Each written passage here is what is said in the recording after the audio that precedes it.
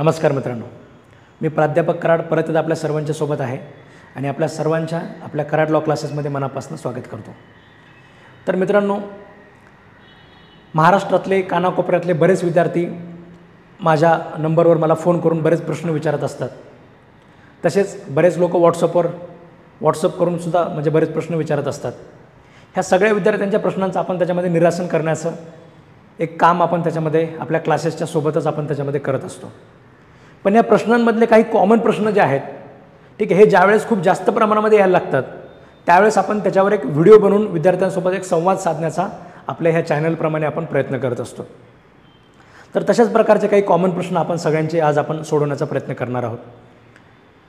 तर मित्रांनो, बरेच विद्यार्थ्यांच्यामध्ये हे प्रश्नामध्ये आपण कोणते कोणते प्रश्न बघणार आहोत। तर पहिला आपला एक प्रश्न आपल्याला बघायचा आहे की आता बऱ्याच विद्यार्थ्यांच्या इन्क्वायरी यायला लागल्यात की सर तुमची नवीन रिसेंट बॅच वगैरे कोणती आहे, ठीक आहे, म्हणजे नवीन आता तुम्ही कधी बॅच सुरू करणार आहात, तर तो प्रश्न आपण सुरुवातीला बघणार आहोत। त्यानंतर दुसरा प्रश्न की सर JMFCची पूर्वपरीक्षा आता कधी असणार आहे, ठीक आहे, तो प्रश्न आपण त्याच्यामध्ये बघणार आहोत।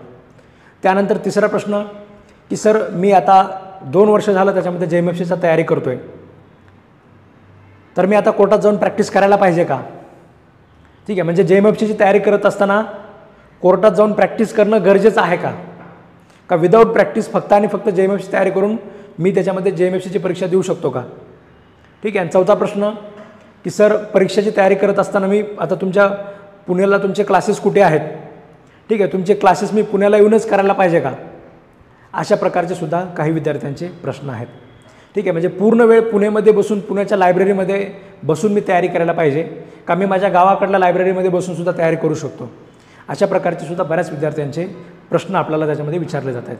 तर या सगळ्या प्रश्नांची आपण एका पाठोपाठ आपण उत्तरं बघणार आहोत। तर पहिला जो प्रश्न आहे की आपली रिसेंट बॅच त्याच्यामध्ये कधी असणार आहे, तर आपण जी बॅच सुरू केलेली आहे ती रिसेंटच आहे, ठीक आहे, त्या बॅचमध्ये असं ओल्ड वगैरे काही झालेलं नाही आहे, ठीक आहे, म्हणजे खूप जुनी बॅच झाली असं अजिबात नाही आहे। म्हणजे ती बॅच जर तुम्ही बघितली, ठीक आहे, तर त्या बॅचमध्ये आता ही आपली JMFC प्रिलिम फर्स्ट मेची अशी बॅच आहे, ठीक आहे, म्हणजे हा रेग्युलर कोर्स आपला 10,000 रुपयाचा असतो। ही जवळपास 5 ते 6 महिन्यापर्यंत बॅच चालते। 5 ते 6 महिन्यापर्यंत आपण लाईव्ह लेक्चर कंडक्ट करतो आणि घेतलेलं प्रत्येक लाईव्ह लेक्चर जे असतं ते ॲप्लिकेशनमध्ये 1 महिन्यापर्यंत राहत असतं। आपण सुरुवातीला हे 10 दिवस म्हटलं होतं, हे पण अपडेट ॲक्च्युली तुम्हाला द्यायचं होतं की सुरुवातीला मी 10 दिवस असं म्हटलं होतं, पण 10 दिवस खूप कमी होत आहेत। एखाद्या विद्यार्थ्याच्या घरी जर समजा मेडिकल इमर्जन्सी वगैरे असेल, तो 10 दिवसामध्ये त्याने लेक्चर बघितलं नाही तर त्या बिचाऱ्याचं लेक्चर मिस होतं आहे। आणि एका लेक्चरमध्ये सुद्धा खूप महत्त्वाच्या गोष्टी सांगितलेल्या असतात। एखादा MCQ जर तुमचा तिथून चुकत असेल तर रिझल्ट आपला राहून जातो। म्हणून आपण हा कार्यकाळ आता आपण वाढवलेला आहे विद्यार्थ्यांच्या म्हणजे हितामध्ये, आणि हे लेक्चर झालेलं लेक्चर 1 महिन्याभरापर्यंत तुम्हाला ॲप्लिकेशनमध्ये अवेलेबल असतं। आता ह्या कोर्समध्ये झालेले सगळेचे सगळे लेक्चर आहेत। दुसरा आपला कोर्स असतो 1 इयरचा, याच्यामध्ये 15,000 रुपये फीस असते, ठीक आहे। याच्यामध्ये हे जे लेक्चर्स आहेत, आता हे लाईव्ह लेक्चर तर दोघांचे सेमच असतात, दोन्ही 6 महिनेच लाईव्ह लेक्चर चालतात, पण याचं रेकॉर्डिंग ह्या विद्यार्थ्यांकडे जास्त दिवस राहत असतं आणि हे 1 महिन्यामध्ये डिसअपिअर पण होत नाही। हे एकदा लाईव्ह लेक्चर घेतलं की ते तिथेच राहतं, वर्षभर तिथे राहतं। असे 2 कोर्सेस आपले प्रामुख्याने आहेत। आता याच्यामध्ये झालेला जो कंटेंट आहे, म्हणजे याच्यामध्ये तुम्ही जर बघितलं, याच्यामध्ये आपण तुम्हाला ॲडिशनली सुरुवातीला आपण तुम्हाला काही रेकॉर्डेड लेक्चर दिलेले आहेत, ठीक आहे, हे सगळ्यांना रेकॉर्डेडच दिलेले आहेत। हे काय लाईव्ह हे आपण मागच्या बॅचचे आहेत। ह्या रेकॉर्डेड लेक्चरमध्ये काय आहे, रेकॉर्डेड लेक्चरमध्ये लास्ट इयरचे सगळे समजा क्वेश्चन पेपर आहेत, ठीक आहे। त्याच्यानंतर क्वालिफाईड विद्यार्थ्यांचे काही गायडन्स वगैरे आपण याच्यात ॲड केलेले आहेत, ठीक आहे। त्याच्यानंतर क्लासेसच्या आपण काही टेस्ट वगैरे घेतलेल्या याच्यामध्ये तुम्हाला बघायला मिळतात। कॉम्प्रिहेन्सिव्ह टेस्ट वगैरे याच्यामध्ये घेतलेल्या आहेत। प्रिव्हियस इयर क्वेश्चन पेपरच्या टेस्ट आहेत। प्रत्येक विषयाच्या टेस्ट आपण वेगवेगळ्या केलेल्या आहेत। IPCचे आत्तापर्यंत आलेले प्रश्न सगळे वेगळे करणे, CRPC सगळे वेगळे करणे, तर हे सगळं तुम्हाला ह्याच्यामध्ये बघायला मिळतं। त्यानंतर टेस्टवरचे डिस्कशन आहेत, ठीक आहे। IPCवर आत्तापर्यंत काय काय प्रश्न आले याची आपण स्ट्रॅटेजी डिस्कस केलेली आहे। कॉन्स्टिट्यूशनवर आत्तापर्यंत काय काय प्रश्न आले याची आपण स्ट्रॅटेजी डिस्कस केलेली आहे, ठीक आहे। फंडामेंटल राईटच्या पार्टवरच प्रश्न काय जास्त विचारले जातात हे सगळं डिस्कशन आपण या पार्टमध्ये केलेलं आहे। तर सगळं डिस्कशन तुम्हाला याच्यामध्ये म्हणजे थोडक्यात काय तर जे क्वेश्चन पेपर ॲनालिसिस असतं ते तुम्हाला या ठिकाणी बघायला मिळेल। त्याच्यानंतर काय काय वाचलं पाहिजे आपण, ठीक आहे, प्रत्येक विषयासाठी, तर ते तुम्हाला याच्यामध्ये काही लेक्चर्स आपण घेतलेले आहेत। 14 लेक्चर्स आहेत ज्याच्यामध्ये तुम्ही रीडिंग काय काय केलं पाहिजे, ठीक आहे। तुम्ही 1 तास माझ्यासोबत असता, बाकी तुम्हाला तुमच्यासोबत हे सगळे रेकॉर्डेड लेक्चर असतात, ठीक आहे, आणि तुम्ही स्वतःचे तुमचे पुस्तकं असतात। तर त्याच्यातलं नेमकं काय काय वाचलं पाहिजे, काय काय तुम्ही बघितलं पाहिजे, हे सुद्धा तुम्हाला या ठिकाणी मार्गदर्शन आपण केलेलं आहे। त्याच्यानंतर प्रत्येक विषयाचे काही रिव्हिजन लेक्चर आहेत. ठीक आहे, हे रिव्हिजन लेक्चर कशासाठी आहेत? जे लोक प्रवास करतात. ठीक आहे, समजा रोज सकाळी तुमचं 1 तासाचं मुंबई लोकल असेल तर तुम्ही रोज त्याच्यामध्ये एखादा विषयाचं रिव्हिजन तुम्ही घेऊ शकता. ठीक आहे, टोटल 23 लेक्चर आहेत. समजा कॉन्स्टिट्यूशनचे 2 तासाचं असेल तर तुम्ही सकाळी ट्रेनने जाताना कॉन्स्टिट्यूशनचं एक रिव्हिजन लेक्चर आहे का, येताना एक रिव्हिजन लेक्चर आहे का, दुसऱ्या दिवशी तुम्ही CRPCचं जाताना एक रिव्हिजन लेक्चर आहे का. ह्या रिव्हिजन लेक्चरमध्ये फक्त क्वेश्चन आणि त्याचे उत्तरं सांगितलेले आहेत. ठीक आहे, थोडासा पॉज घेतलेला आहे जेणेकरून तुम्ही मनामध्ये उत्तर तयार करू शकता. तुम्हाला प्रश्न असा विचारला जाईल, समजा आता आपल्याला जसे JMFC विचारते तेच प्रश्न JMFCने आत्तापर्यंत विचारलेल्या प्रश्नांचं रिव्हिजन आहे समजा. ठीक आहे, तुम्हाला विचारलं जाईल की कॉन्स्टिट्यूशनचं फंडामेंटल राईट जे आहे समजा त्याच्यामध्ये कुठून कुठपर्यंत सेक्शन्स आहेत. ठीक आहे, राईट टू इक्वॅलिटी कुठून कुठपर्यंत आहे. ठीक आहे, आर्टिकल 16मध्ये लँडमार्क जजमेंट आता कोणता आहे. आर्टिकल 16 जो आहे तर त्याच्यामध्ये म्हणजे पर्टिक्युलर जे समजा अमेंडमेंट आपण केलेले आहेत 16मधला 4था क्लॉज, 5वा क्लॉज, 6वा क्लॉज, 7वा, म्हणजे असे जे क्लॉजेस आहेत 6पर्यंत क्लॉजेस आहेत. मध्ये 4A 4B वगैरे समजा आहे.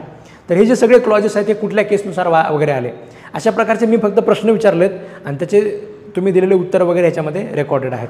तर हे एक प्रकारे अशा प्रकारचं एक ॲडिशनल रेकॉर्डेड लेक्चर तुम्हाला आपण हे सुरुवातीपासूनच कोर्समध्ये ॲड केलेले आहेत, ते तुम्हालाही मिळणार आहेत. आपण लाईव्हमध्ये फक्त BNSचे 23 लेक्चर घेतलेत. ठीक आहे, हे जे तुम्हाला दिसतं आहे BNS याचे आपण फक्त 23 लेक्चर घेतलेले आहेत. लेक्चर फर्स्ट BNSचं स्ट्रक्चर आपण बघितलं आहे. लेक्चर सेकंडमध्ये सुद्धा आपण BNSचं स्ट्रक्चर समजून घेतलं आहे. लेक्चर 3मध्ये सुद्धा आपण लेक्चर 3, 4, ठीक आहे, म्हणजे 4 लेक्चर फक्त आणि फक्त BNSचं स्ट्रक्चर कशा प्रकारचं आहे, म्हणजे कोणत्या कोणत्या चॅप्टरमध्ये काय काय आहे, कशा पद्धतीने बदल केलेला आहे, हे 4 लेक्चर फक्त BNSवर आपण घेतलेले आहेत. ठीक आहे, त्याच्यानंतर इंट्रोडक्शन ऑफ भारतीय न्यायसंहिता, ॲप्लिकेशन ऑफ भारतीय न्यायसंहिता, डेफिनेशनचे पार्ट असू द्या, मग डेफिनेशनचे असे काही लेक्चर्स आपण बरेच घेतलेले आहेत.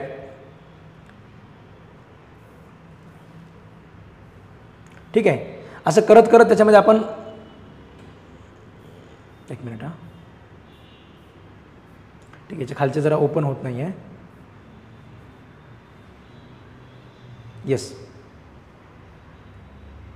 ठीक आहे, टोटल ओपन झालेले आहेत. तर हे लेक्चर 24 आहेत. हे फक्त 24 लेक्चर लाईव्हमध्ये आपण घेतलेले आहेत. ॲडिशनली 3 स्ट्रॅटेजी सेशन एक आहेत. हे 24 धरा.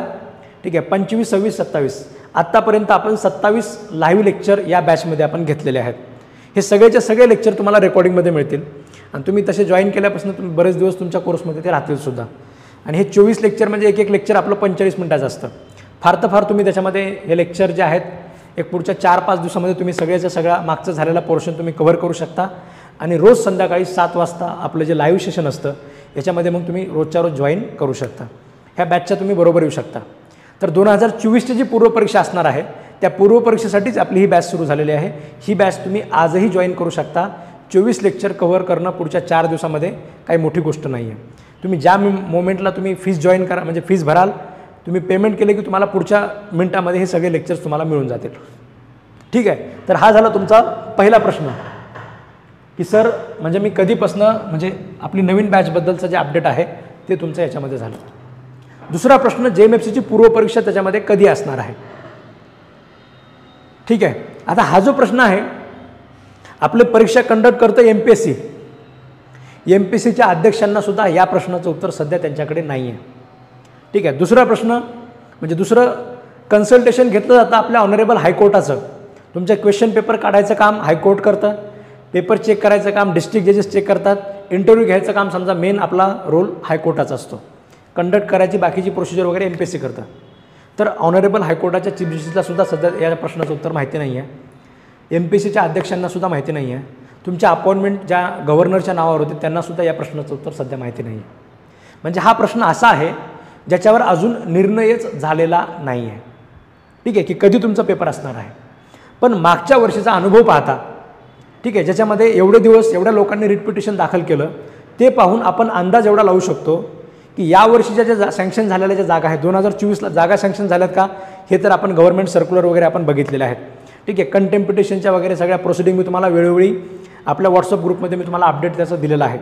तुमच्यापैकी अजून कुणी असेल ज्यांनी व्हॉट्सअप ग्रुप जॉईन केलेला नाही आहे, तुम्ही माझ्या ह्या व्हॉट्सअपला एक मेसेज करा. तुम्हाला जो स्क्रीनवर नंबर दिसतोय व्हॉट्सअप ग्रुप, ठीक आहे, तुम्हाला ऑफिसचा व्यक्ती व्हॉट्सअप ग्रुपमध्ये जॉईन करून घेईल, जिथे तुम्हाला हे सगळे अपडेट मिळत राहतील. तर ते सुद्धा मी तुम्हाला अपडेट केलेलं आहे. जागा सँक्शन झाल्यात माहिती आहे, यावर्षी परीक्षा त्याच्यामध्ये ते घेणार आहेत माहिती आहे. ठीक आहे. पण ही परीक्षा 2025पर्यंत वगैरे जाईल का, तर एवढं डिले ते अजिबात करणार नाहीत. ठीक आहे, कारण रेट पिटिशनचा खेळ त्याच्यामध्ये होऊन जाईल. जर 2024ची परीक्षा 2024मध्ये घेतली नाही तर त्यांना माहिती आहे की अजून हे सगळे विद्यार्थी रेट पिटिशन वगैरे दाखल करतील. ठीक आहे, त्यामुळे तो प्रॉब्लेम तरी टॅकल करण्यासाठी ही परीक्षा पुढे जाण्याचे चान्सेस त्याच्यामध्ये कमी आहे.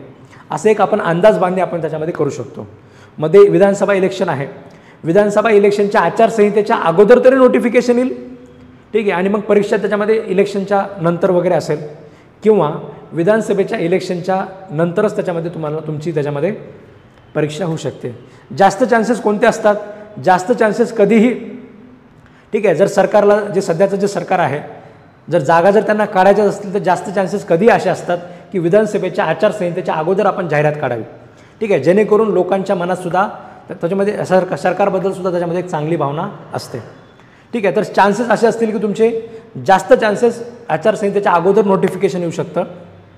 ठीक आहे, आणि जर समजा काही केसेसमध्ये जर अजून तशी तयारी त्यांची झालेली नसेल तर रेअरली त्याच्यामध्ये असं होऊ शकतं की नोटिफिकेशन तुमचं आचारसंहितेच्या नंतर त्याच्यामध्ये येईल. पण 2024मध्ये नोटिफिकेशन तरी काढतील. ठीक आहे, याची मात्र दाट शक्यता आहे. तर हे झालं JMFCची पूर्वपरीक्षा कधी असेल याच्या बाबतीत तुमच्या मनामध्ये जो प्रश्न होता. ठीक आहे, याला जे सगळे लोक जे मला प्रश्न विचारत होते त्याचं मी दिलेलं एक उत्तर समजा तुम्ही.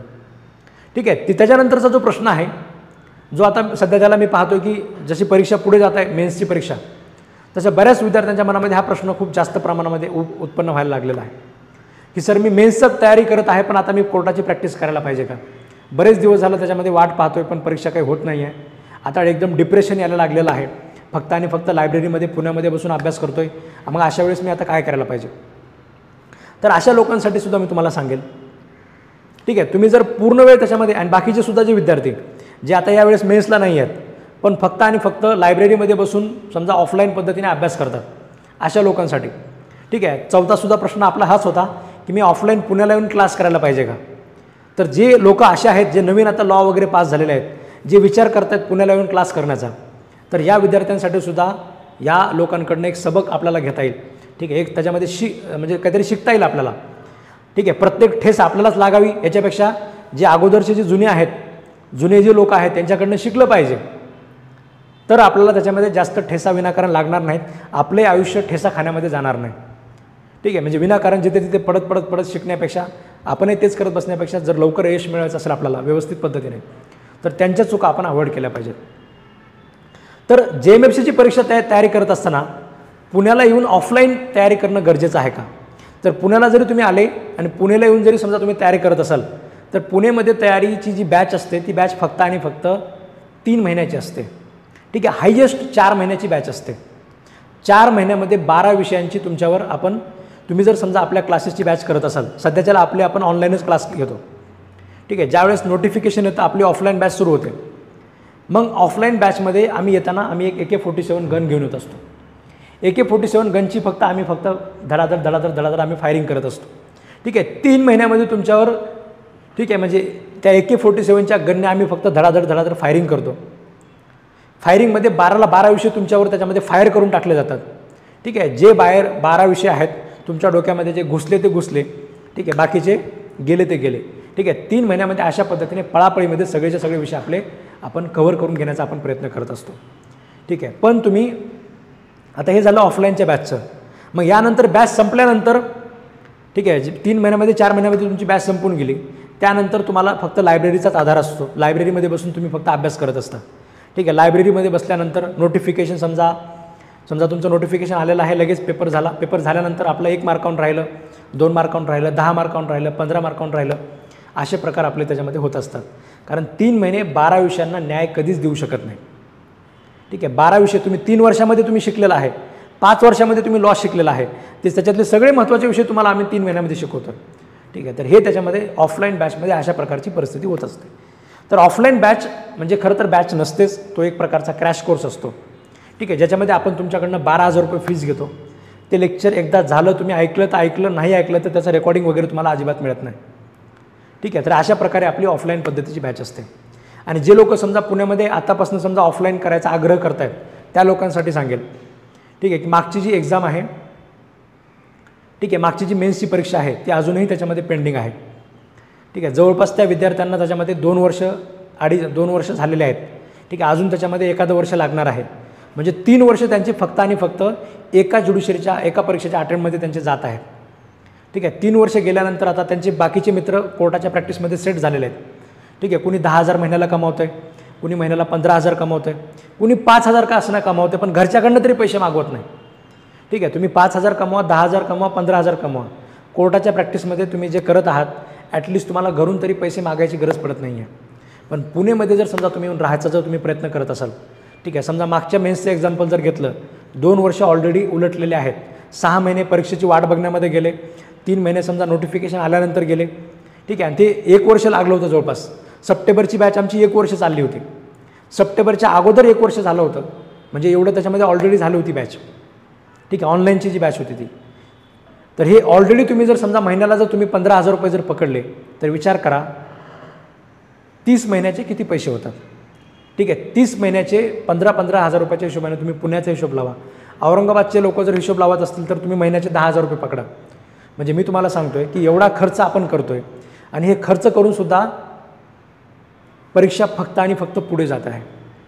ठीक आहे, बाकी आता हे सगळं खर्च समजा ज्याची आर्थिक परिस्थिती चांगली आहे त्याने खर्च केलासुद्धा, पण उद्या जर हा 3 वर्ष कोर्टात इकडे अभ्यास केलेला व्यक्ती याला 3 वर्षानंतर कोर्टात जायचं आहे आणि 3 वर्षानंतर तो कोर्टात जाऊन त्याच्यामध्ये प्रॅक्टिस बसवण्याचा प्रयत्न करणार आहे, त्याला बऱ्याच अडचणी येतात. ठीक आहे, बाकी सगळे जे सोबतचे जुने आपल्या सोबतचे जे विद्यार्थी असतात हे सगळे सेट झालेले आहेत. ठीक आहे, त्यांनी कुठलं तरी ऑफिस चांगलं पकडलेलं आहे. जास्त सिनियर लोकांना ज्युनियर म्हणूनसुद्धा घ्यायची ऑफिसच्या लोकांची तयारी नाही आहे. नवीन आलेले विद्यार्थी जेवढे चांगले कामं करतात ऑफिससाठी तेवढं एखादा 3 वर्ष 4 वर्ष सेल्फ रिस्पेक्टने राहिलेला जो व्यक्ती आहे तो त्यांचे कामं करू शकत नाही. त्याच्यामुळे अशा लोकांना घ्यायचीसुद्धा लोकांची मानसिकता निगेटिव्ह आहे. ह्या सगळ्या प्रकारच्या अडचणींना तुम्हाला फेस करावं लागेल. घरचे लोक लग्नाचा विषय काढतील. ठीक आहे, तुम्हालाच महिन्याला जगण्यासाठी महिन्याला 10-15,000 रुपये तुम्ही घरच्यांना मागून खाता. ठीक आहे, मग बाकी तुम्हाला ते लेकरं बाळांना कोण पोसणार आहे. ठीक आहे, तुमच्या बायकोचा खर्च कोण बघणार आहे. बायको लेकरं बाळं तुम्ही सांभाळू शकत नाहीत, लग्नाच्या वगैरे अडचणी येतात. ठीक आहे, लॉमध्ये ऑलरेडी 5 वर्ष MBBS सारखं आपण घातलेलं आहे. त्यानंतर 3 वर्ष तुम्ही ज्युडिशरीची तयारी करत बसले, त्यानंतर तुम्ही कोर्टात प्रॅक्टिस करणार. ठीक आहे, पहिला 2-3 वर्षाचा स्ट्रगलचा पिरियड जाणार. ठीक आहे, इथून पुढे आयुष्य आपलं त्याच्यामध्ये कठीण होऊन जातं. तर या सगळ्या प्रकारच्या गोष्टीसुद्धा तुम्ही करायची अजिबात गरज नाही. बाकी MPSC वाले लोक करतात, राज्यसेवा, PSI, STI वगैरे, त्यांच्याकडे 8-8 लाख फॉर्म असतात. आपल्याकडे फक्त 8,000 ते 10,000 फॉर्म असतात. म्हणजे आपलं कॉम्पिटिशन हे खूप लिमिटेड आहे. तुम्ही घरी बसूनसुद्धा ऑनलाईन पद्धतीने लाईव्ह लेक्चरने बॅच करू शकता. 12ला 12 विषय तुमचे कन्सेप्च्युअल क्लॅरिटी तुमची येईल. ठीक आहे, ही आपल्या क्लासेसची गॅरंटी असते. प्रत्येक विषय चांगल्या पद्धतीने क्लिअर होऊन जातो. ठीक आहे, 12 विषयामध्ये जेवढं काही परीक्षेला विचारलं जाऊ शकतं हे सगळं चांगल्या पद्धतीने क्लिअर होतं. सगळ्या क्वेश्चन पेपरचं ॲनालिसिस होतं. सगळे क्वेश्चन पेपर सगळ्या 12 विषयांचे चांगले नोट्स तयार होतात. ठीक आहे, त्याचं रिव्हिजन करण्यासाठी आपल्याकडे रेकॉर्डिंग वगैरे सुद्धा आपल्याला ते बघता येतं. तुमच्या व्हॅलिडिटीप्रमाणे तुम्हाला ते रेकॉर्डिंग वगैरे सुद्धा बघता येतं. रिव्हिजनसाठी आपण ते परत परत ऐकू शकतो. ही कुठलीच गोष्ट ऑफलाईनमध्ये आपल्यासोबत होत नाही. आणि सोबतच 2-4 तास का असेना, ठीक आहे, 4 तास, 5 तास, 6 तास तुम्ही दिवसामध्ये कोर्टामध्ये जाऊन येऊ शकता. कोर्टामध्ये काय चालू आहे, कशा प्रकारचे मॅटर येत आहेत, आपल्या एरियामध्ये कोणते मॅटर आहेत. ठीक आहे, 4 लोकांच्या ओळखी होतील तुम्हाला. 4 लोकांच्या ओळखी होतील, त्याच्यामध्ये 4-2 मॅटर तुम्हाला यायला लागतील. महिन्याकाठी 1-2 जरी मॅटर यायला लागले, ठीक आहे, म्हणजे अशा पद्धतीने जरी समजा तुम्ही ते सुरुवात केली तर 3 वर्षाकाठी तुम्ही महिन्याला 10,000 कमीत कमी, ठीक आहे, 5,000 कमीत कमी समजा, 5,000 कमवताल, 10,000 कमवताल, 15,000 कमवताल, जसा एरिया आहे त्याच्यानुसार. औरंगाबादवाले समजा 15-20,000 कमवतील. ठीक आहे, 20,000 रुपये तर म्हणजे मी जे आता बघत असतो आमचे विद्यार्थी वगैरे जे करत असतात, 3 वर्षे प्रॅक्टिसवाले निदान कमीत कमी 15-20,000 तर आरामशीरच कमवत आहेत. घरच्यांकडनं तरी त्यांना पैसे मागायची गरज पडत नाही. ठीक आहे, या लेवलला तर तुम्ही असाल. लग्न केलं तरी त्याच्यामध्ये आपण सगळ्या गोष्टी वगैरे आपण हे करू शकतो. परीक्षा पुढे गेली तर डिप्रेशन येणार नाही. ठीक आहे, एक चांगलं आयुष्य तुम्ही त्याच्या पद्धतीने जगू शकता. त्यामुळे पूर्ण वेळ फक्त आणि फक्त प्रॅक्टिस करतो, पुण्याला येऊन लायब्ररी लावून अभ्यास करतो, असं काही वेगळं काही विचार करू नका. पुण्याच्या लायब्ररीमध्ये काही वेगळा डोस डोक्यामध्ये सोडत नाहीत. पुण्याची लायब्ररीसुद्धा तशाच प्रकारची असते. तुम्ही गावाकडे जर लायब्ररी लावली तीसुद्धा तशाच प्रकारची असते. गावाकडे 2,000 रुपयामध्ये महिन्याचं रूम भाडं असतं.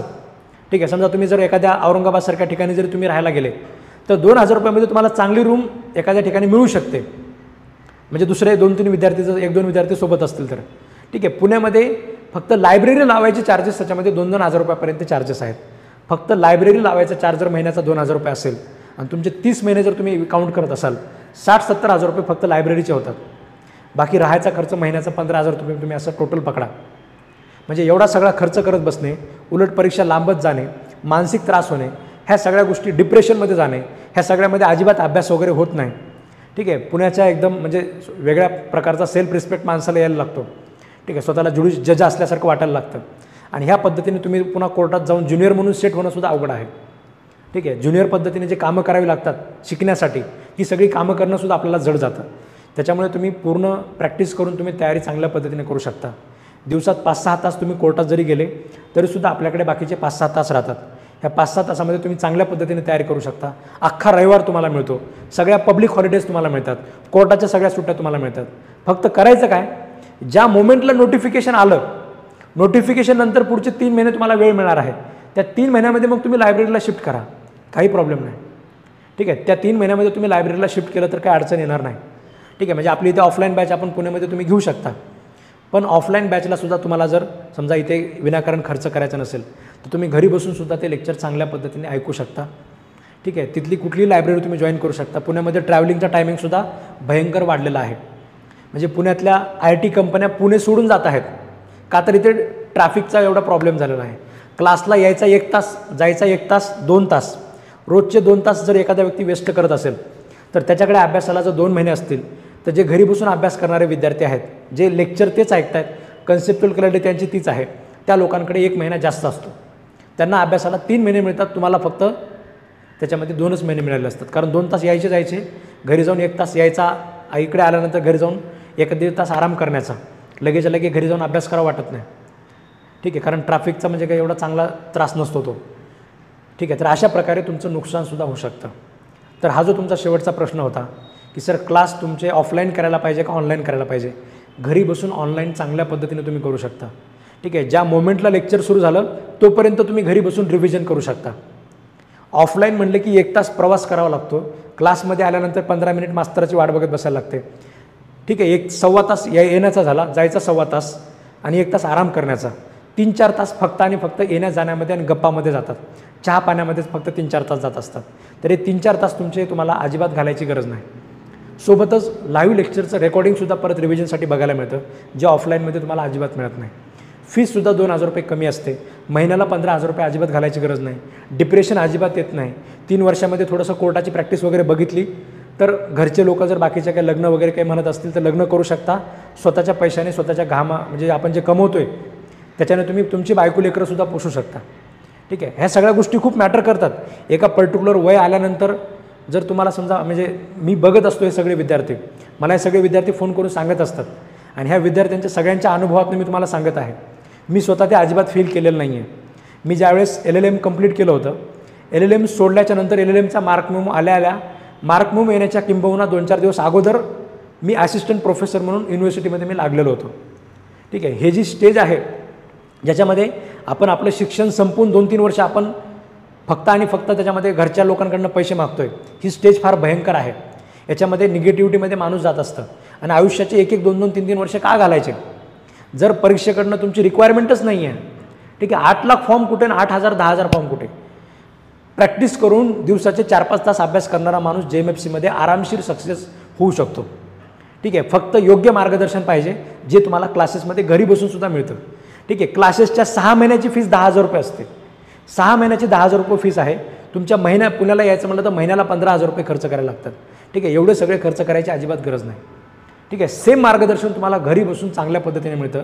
फक्त तुमची करायची तयारी असली पाहिजे. रोज संध्याकाळी टाईम टू टाईम लेक्चरला बसायचं, लेक्चर ऐकायचं, डाऊट असेल लगेच क्लासमध्ये विचारायचा. लेक्चर संपल्यानंतर फोन लावतो, लेक्चर संपल्यानंतर विचारतो, अजिबात वाट बघत बसायची नाही. लेक्चर चालू असताना लगेच डाऊट आपला क्लिअर करून घ्यायचा.